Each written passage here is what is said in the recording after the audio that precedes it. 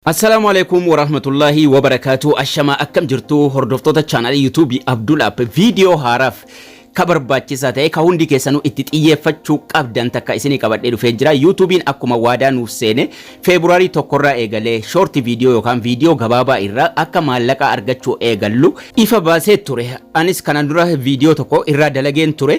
Video gabaabaa irraa kanaan booda beeksifni video lamman gidduu dhufu yookaan immoo short video gidduu lammanitti beeksisa dhufu irraa maallaqa argachuu dandeenya. Akkasuma moonii sittiin ta'uu dandeenya. Subscribe kuma tokkoof view million kudhan yoo video gabaabaa irraa arganne akka irraa moonii ta'uu dandeenyu sirriitti waliin ilaallee turre. Amma kanaan booda February tokko irraa eegalee jechuudha short video gadhiifnu irraa video ol dhaabatee waraabame akkasuma video daqiiqaa takka gadi irraa sirriitti maallaqa irraa argachuu dandeenya jechuudha.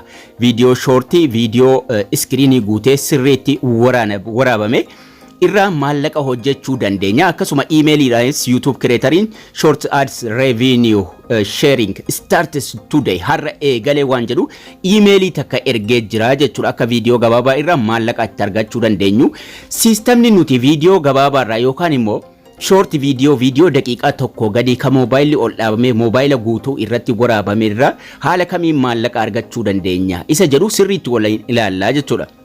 All short video on your channel are now being considered for shorts, feed ads and YouTube premium revenue sharing. Nunjada learn more kana tuyne yeroo gara fuula duraa deemnuga seera ittiin maallaqa irraa hojjechuu dandeenyu bal'inaan YouTubein lafa nuuf kaa'ee jira jechuudha. YouTube shorts monetization policy seera ittiin moonii ta'uu danda'u yookaan immoo maallaqa irraa hojjechuu dandeenyu bal'inaan YouTubein lafa kaa'ee jira.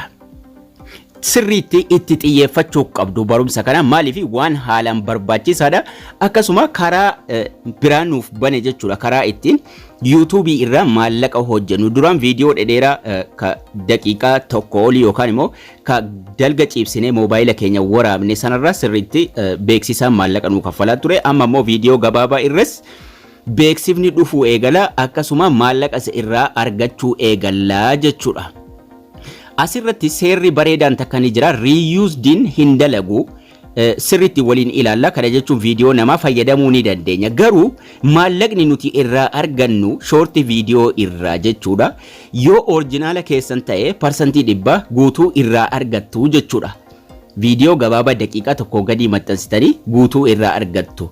Yoo garuu sirba gidduutti fayyadamtan sirba YouTube irraa itti fayyadamtan 50% isiniif galaa percentiin 50 immoo abbaa sirbaa sanaaf galaa jechuudha.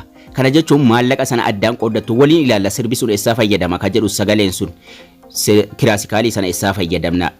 Yoo kiraasikaalii tokko fayyadamtan 50 yoo lama fayyadamtan video tokko irratti kiraasikaalii adda addaa lama yoo fayyadamtan percentiin 33 kaffaltiin isiniif gala.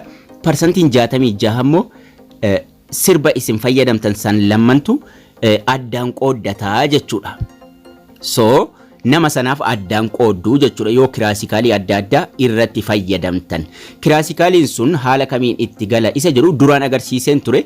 Garuu yaadachiisuudhumaaf ida'uu kana tuquudhaan egaa video gabaabaa yeroo maxxansitan YouTube irra create short ka jedhu tuquudhaan sakandii 15 yookaan immoo sakandii 60 kafeetan filachuudhaan kan isin video maxxansitan jechuudha. Create shortii kanarra seenne waliin haa ilaallu akkaataa itti sirbi sunis kiraasikaliin adda addaa itti galuu danda'u. Maaliif dirqama sagalee qofaa hojjechuu miti. Sakandii 15 yoo barbaadan asuma irratti dhiiftu yoo irra tuuxan garuu sakandii 60 fayyadamtu jechuudha. Sakandii 60 yookaan uploadii gootu yookaan immoo bakka diimaa kana tuquun asuma irratti if waraabdu jechuudha. Yookaan immoo yoo editii godhatanii lafaa qabdan mallattoo gaalarii kanarra tuquun gara gaalarii isin geessa gaalarii keessan keessaa waan qopheeffattan sana fiddanii itti galchitu jechuudha. Kan ol dhaabatee waraabame mobile guutuutti. Sanaan booda erga fiddanii booda jala sana diraag gochuun haga barbaadan sakandii haga barbaadan irraa hirrisuu dandeessu jechuudha. Irraa hirriftanii diraag gootanii fayyadamtu. Danii goonee gara fuula duraa deemuun audio itti galchinu danii goonee yoo sagalee keenyaan hin barbaanne dan goona processing nuun jechuun gara fuula duraan nu dabarsa. Gara fuula duraa yeroo nu dabarsu add audio bakki jedhu tokko ni jira. Add sound gubbaa sanarra add sound jedhee jira. Add sound gubbaa jiru irra tuquun YouTubein sirboota adda addaa achirraa nuuf kenna. Ka barbaanne fayyadamuu dandeenya asirraa. Yeroo isin kanatti galchitan inni originaalii keessanii yookaan immoo yoo duraan itti rabdanii jiraattan inni ofii taha asuma irratti kana fayyadamtu yoo feetanis immoo originalaaf kanas fayyadamtanii sagalee walirraa hirrisa itti fayyadamtu hedduu jira asirraa tattabachiiftanii ilaala ka barbaaddan fayyadamuu dandeessu jechuudha. Yoo sirboota asirra jiru viidiyoo keessanii irratti fayyadamtaniigaa maallaqa viidiyoon keessan lakkaa'e sana abbaa sirbichaa yookaan abbaa kiraasikaalii sanaa waliin yuutuubiin addaan isiniif qoodaa jechuudha. Amma itti galee raayitii gochuun gara fuula duraa deemtu jechuudha. Raayitii gochuun gara fuula duraa deemtanii teekstii waan adda addaa itti galchuu dandeessu. Neekstiin gubbaa jira. Neekstii tuquun gara fuula duraa deemtanii mata duree itti katabattu jechuudha. Mata duree viidiyoo gabaabaa maxxansaa jirtanii. Erga mata duree itti godhatanii kaatanii gaa paabilikii gochuu qabdu akkasuma ka daa'immanii ta'uu hin qabu no is not made for kids ta'uu qaba akkuma duraan seera YouTube viidiyoo YouTube itti maxxansan waliin ilaalaa turretti maxxansitu jechuudha mata duree viidiyoo sana mata duree sirrii ta'e yoo feetan immoo haashtaagiidhuma itti fayyadamuudhaan haashtagii viidiyochaa wal fakkaatu maxxansitu jechuudha.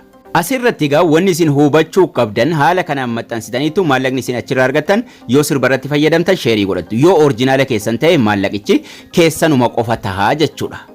Viidiyoon shoortiin isin maxxansitan sakandii 60 ol dabarfachuu hin qabu daqiiqaa takkarra sakandii takkallee ol darbuu hin qabu jechuudha.